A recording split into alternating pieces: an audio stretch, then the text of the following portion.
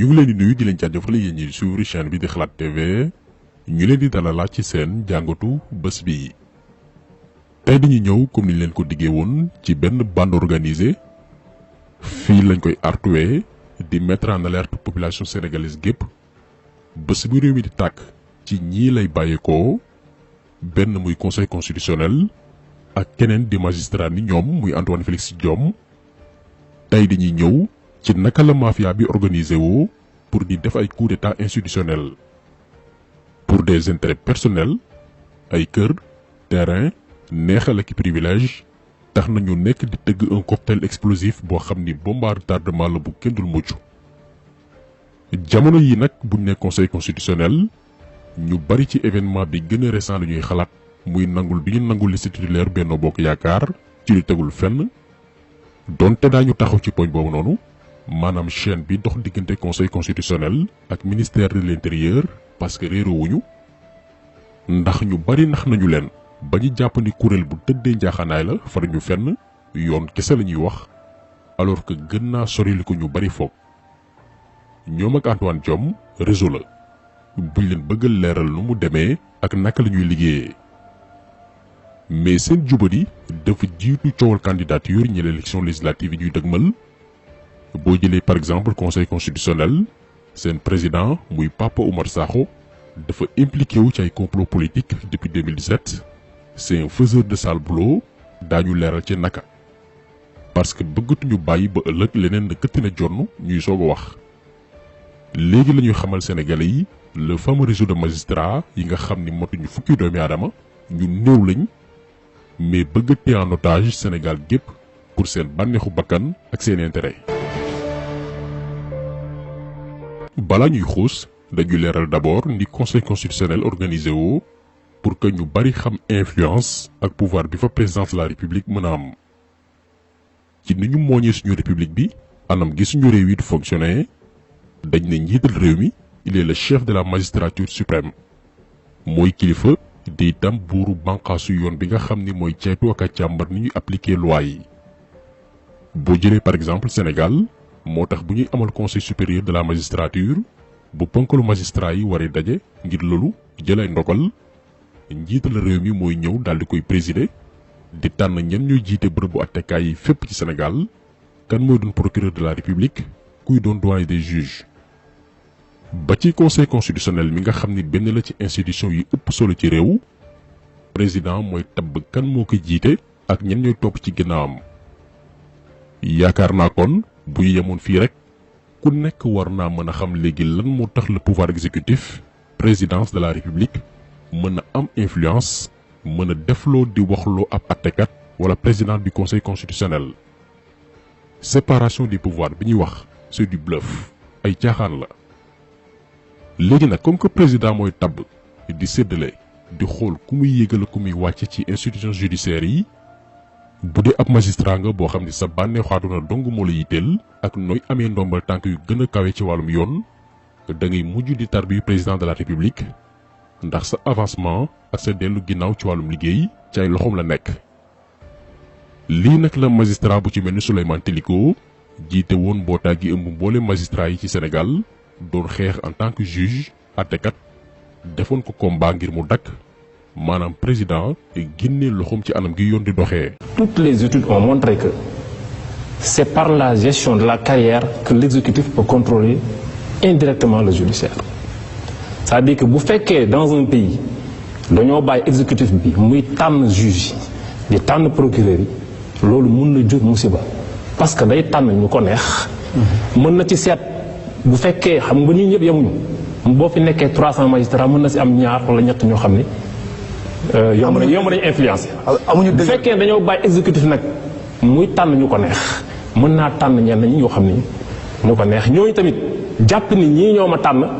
am esprit de gratitude ba def loo xam ni loi nangu ko. moo tax ñuy wax ni dañoo war a am ay mécanismes yoo xam ni exécutif du am benn influence ci carrière boobu maanaam juge bu nekkee fii waruñu ko def comme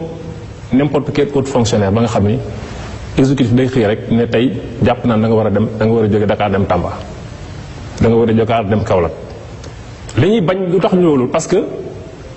mën na jaar pouvoir boobu mën na ci abuser nga dégg mën nga jël benn juge boo xam ne dafa indépendant jël benn décision bu neexul exécutif suba ñu tëbal ko loolu bu ñu ko yàggee def lu muy jur mooy tiitaange frilosité ci biir magistrat yi. bi juge Téliko di wax lii janvier 2018 la woon ñeenti at ci ginnaaw lim doon kaas muy par exemple boo di juge jël décision bu neexul nguur gi président ngir mën laa sanctionné dalay affecté ci région yi gën a sori zone yi nga xam ne ñoom la ñu gën a fàtte ci réew mi kenn faalewu leen foofu lañ lay yóbbu pour que doo jege yenn dossiers yu am solo yi nga xam ne ci ville yu mag yi comme Dakar Thiès lay xewee. en 2022 moom juge Souleymane Téliko lim doon kaas di ko ñaawlu la ko Macky Sall def ndax dafa mujj dem bay déranger nguur gi dañ ko affecté Tambacounda pour mu sori yenn dossiers yi diis yi nga xamante ni nguur gi def ci soxla benn attekat boo xam ne nooy neex la. lii moo xew ci bërëbu attekaay yu Sénégal yi magistrat yi seen carrière dafa dépendre ci benn signature ak ndogalu benn jëmm muy président.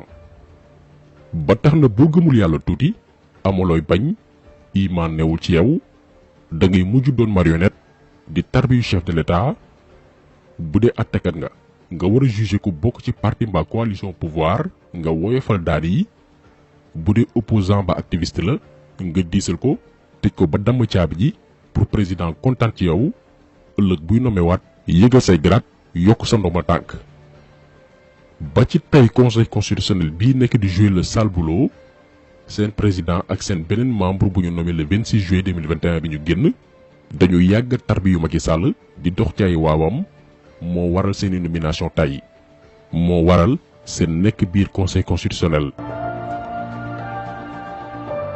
bu ñu jëlee président du conseil constitutionnel muy Pape Oumar Sakho laata ndombal tànkam boobee ñu ko jox moo newoon premier président de la cour suprême banqaasu àttekaay bi nga xam ni mën nañ ni moo gën a kawe ci wàllum yoon. en mars 2015 moom Pape Oumar Sakho dafa dem retraite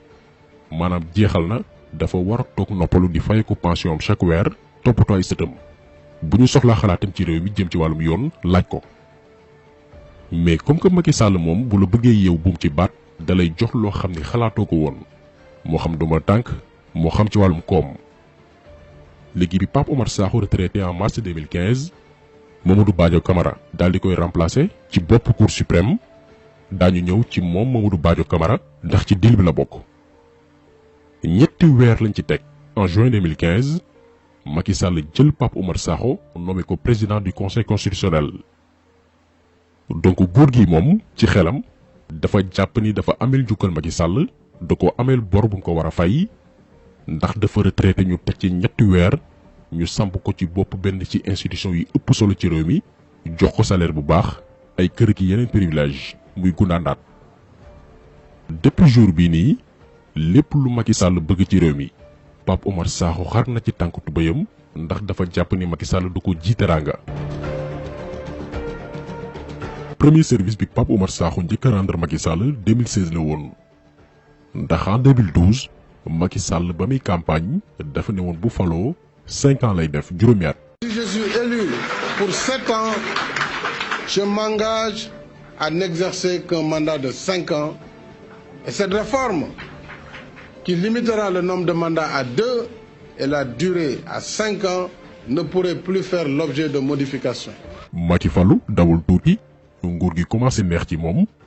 mu ne 5 ans yi mu waxoon ni lay def da ciy dellu ginnaaw wax waxet 7 ans lay def léegi dafay laaj conseil constitutionnel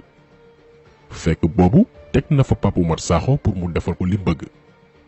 Pape Oumar Sakho ne ko waaw kay waroo sax def 5 ans 7 ans nga war a toog pour doxalaatal ñaari at. Macky génnaat def sorti ne conseil constitutionnel moo ma aay ma wàññi sama mandat def wax waxet lépp ci complicité Pape Oumar Sakho. Le Conseil constitutionnel considère que le mandat en cours au moment de l'entrée en vigueur de la loi de révision, dont la durée préalablement fixée dans le temps est par essence intangible. En 2017 ñaari at avant présidentielle yu 2019 projet bi moo ne woon éliminer képp kuy adversaire politique gu Macky Sall pour doo bokk. période boobu noonu Khalifa Sall nekkoon ci yoonu tournée nationale doon un candidat potentiel gannaaw résultat yi mu def Dakar en tant que maire tàmbali am ay ambition. jamono ji lu ñu yónnee ay inspecteur mairie bu Dakar pour caytu IGE moo mu ne woon liggéey boobu ba jébbal seen rapport ne mairie bu Dakar lu jiitu jamonoy ndem si yàlla Mamadou Diop yàlla na ko yàlla yërëm ñëw ci Pape Diop wàcc ci Khalifa Sall dafa am lu ñu naan caisse d'avance xaalis boo xam ne maire yi fa jaar yépp dañ leen ko doon jagleel pour ñu koy jëfandikoo ngir ay mbiru social dimbalay doomi aadama mbaa ay activité politique ak yu ni mel. rapport yi ba tey waxul ñu topp maire yi fa jotoon jaar yépp ci wàllum yoon déedéet dafa ni mën nañoo organiser waat ni ñuy utiliser caisse boobu noonu anam gi ñu dépenser xaalis bi lii la inspecteurs yi wax. Macky Sall moo ci na coppet Khalifa Sall ne nañ ko topp jamono yooyu Mamadou Diop mi ngi dund ne mi ngi seede ni maire yi fa jot a jaar yépp ba ci moom caisse d'avance bi noonu Khalifa Sall doon ko jëfandikoo moo ko tax a jóg te mën nañoo sax def ay dépense te maire bi sax xaalis bi du tege ci loxoom. Pape Diop moom itam def même témoignage yi ne ni Khalifa Sall doon utiliser caisse d'avance bu maire bu Dakar moom noonu la ko doon jëfandikoo mais teewul Khalifa Sall kott lañ ci tànn moom cundum parce que moo newoon l'homme politique bi ñu waroon sacrifier bi ñu waree jàpp Khalifa Sall en 2017 xool yan tuuma la ñu war a mën a gàll ci loosam ngir non seulement bu ko jant bi mais aussi même bu nekkee kaso du mën a présenter wu ci benn élection ci Sénégal. bi ñu waree tëgg lii am na ay seede Macky Sall moo wóolu palais kii di Pape Oumar Sakho di tey njiitu conseil constitutionnel wóolu Mamadou Badio Camara mi nekkoon premier président cour suprême bërëbu àttekaay bi gën a kawe ci Sénégal wóolu itam Antoine Félix Diome jamono yooyu moo newoon agent judiciaire bu l'État ki nga xam ne ci tribunaux yi mooy chargé dëgëral tuuma yi jëme ci ki nga xamante ni état da ko joxañ baaraam ñu wóolu itam procureur de la république jamono yooyu muy Bassirou Gueye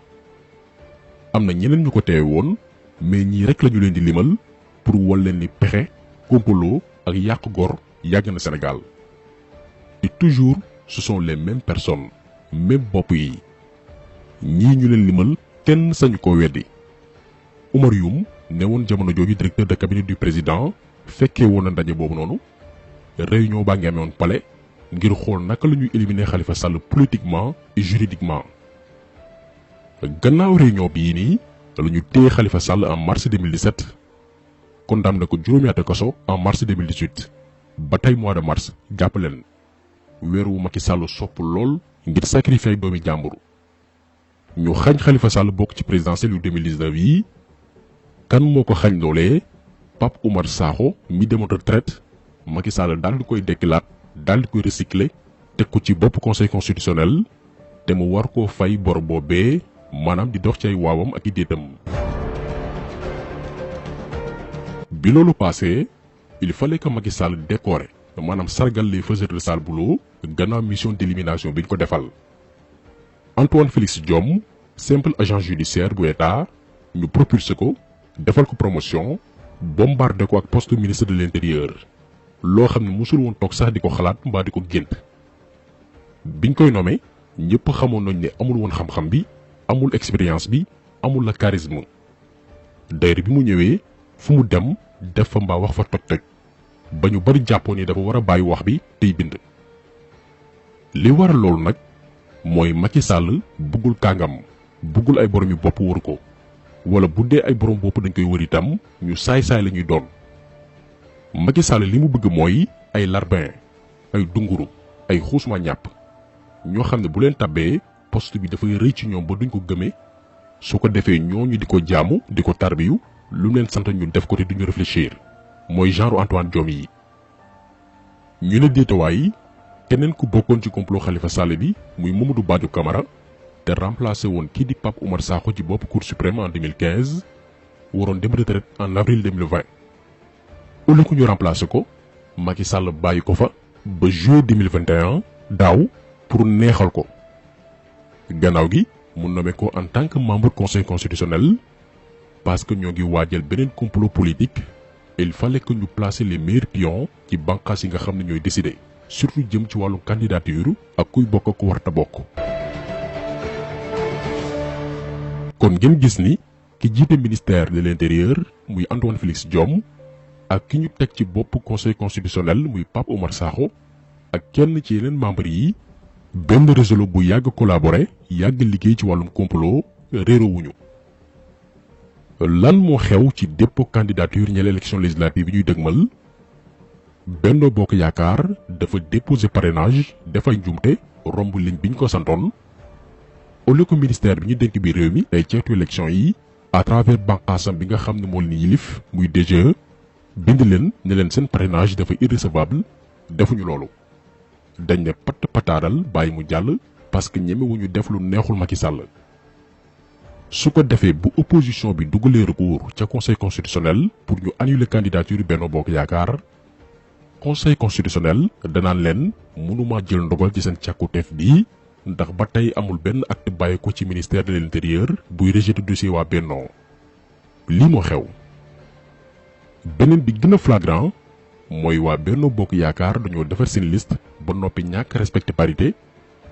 ministre de l'intérieur gaawantu génne benn arrêté ne liste suppléants yi dong moo am erreur boobu noonu titulaires yi bokkuñ ci alors que ñaar yëpp muy titulaire du suppléant ci benn liste la ñu nekk bu ci baaxul dafay annuler liste bi yëpp. au lieu que conseil constitutionnel wax lii droit ne amul fenn fuñ bindi ne suppléant ak titulaire yi ñaari liste yu bokkul la conseil constitutionnel dafa valider li Antoine Félix Diome wax ne Benno Bokk Yaakaar dafay bokk liste boo xamante ni matul. donc cercle bii na ko ñëpp xam ëllëg lu xew ci réew mi ne sénégalais yi conscient ci ne ñoom la Macky Sall daf leen yeew buum ci baat parce que dénk na leen loo xam ne daf leen jomb ñii dañoo retraité ba noppi waroon dem noppalu ñu neexal leen ak ay poste boole ci salaire yu dun logement ak yeneen privilège ñeneen ku ci mel ne Antoine Diome day ndaw mais poste bi leen jox dañ ko jombale seen bopp musul bokk ci seeni rêve tey bu ko Macky Sall ne woon sacrifier seen waa kër mu def ko parce que c'est un lèche-bot. ba tax na vendredi 17 juin bi di ñëw mobilisation dafay amaat place de la nation ak fépp ci Sénégal mobilisation boo xam ni artu lay doon xeex amul saaga amul taxawu ñaxtu lay doon pour wax groupe bii nga xam ne motuñ fukki doomi aadama que bu leen ay privilège xaalis kër ak ndombal tànk jarlee benn ñun suñu réew jar nañu téeméer ak lu ko raw Sénégal du ñu nangu benn mafia bu ndaw téye ko en otage. kon tax solo bi tey loolu la woon ñu ngi leen di gërëm di leen jaajëfal di leen di daj incha allah beneen yoon ci beneen jàngat jàngin jëf.